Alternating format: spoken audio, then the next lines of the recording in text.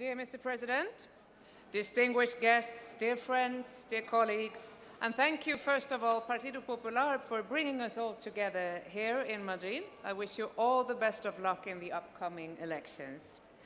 For Europe, these are turbulent and also challenging times. The center-right parties, our parties of Europe, have been given and have also taken on the responsibility to manage the worst economic crisis since the 1930s. We are not out of the woods yet, but we can at last see the lights in front of us. We still struggle with the aftermath of the global financial crisis.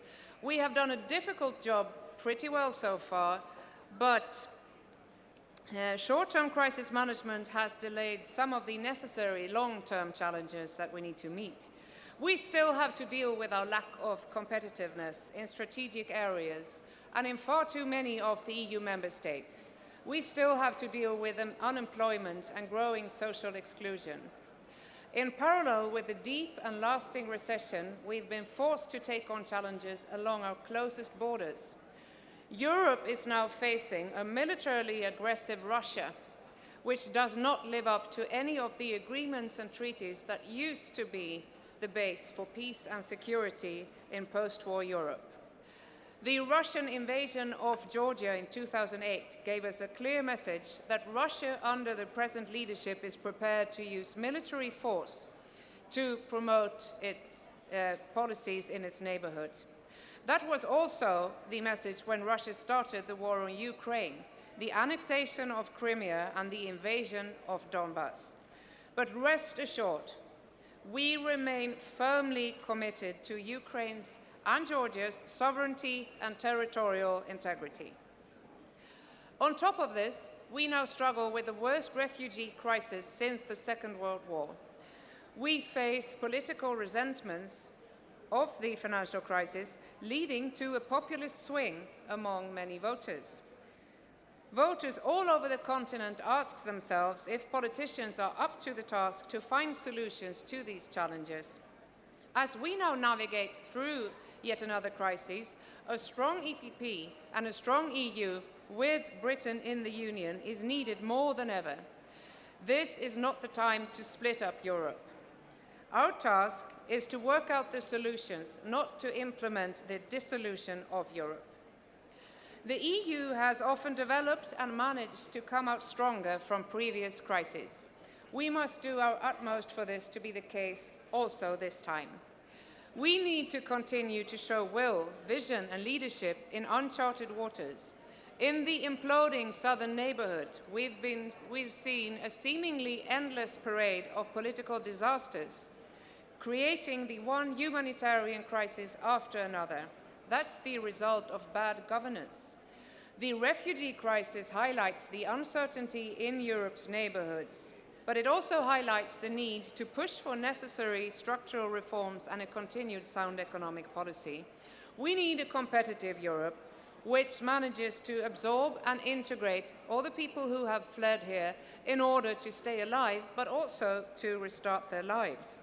We need a Europe who gives everyone, also newcomers, a chance to empower and sustain themselves, to find work, to build a future for themselves and to start contributing to our societies. Work is a key component to fight back against the rise of social exclusion. Europe's refugee crisis is first and foremost a humanitarian disaster, but left untreated, it has the potential to damage one of the key pillars of the EU, the idea of free movement. The Schengen area, like the Eurozone and, well, the entire Union, works on a simple premise: solidarity, or the pooling of resources and the sharing of responsibilities. Solidarity cannot be cherry-picked. We need to find a European way to solve this crisis. We need to show solidarity. My own country certainly has. Together with Germany, Sweden has taken on the highest number of refugees over the years, and they continue to come in unprecedented numbers. I know that many politicians and voters alike ask themselves where the limits are to what their country can muster. I also know that most European countries are not even close to that limit. In extraordinary times, we need extraordinary efforts. If we claim we are the best at leading Europe forward, we need to show leadership. It is seldom easy, and it's never the most popular thing to do, but this is the right thing to do in each and every member state. It is a matter, please.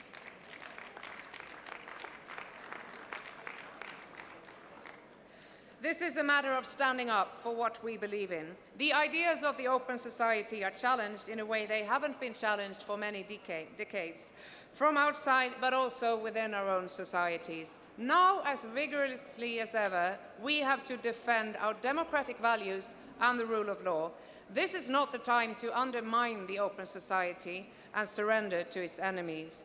This is the time to preserve freedom, democracy, and those universal human rights that have been the foundation of our European order ever since the guns were silenced over 7 decades ago.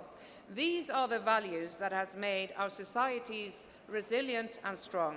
They need to be defended, also when it does not come cheap. How we handle today's challenges will determine the strength of Europe tomorrow. Thank you.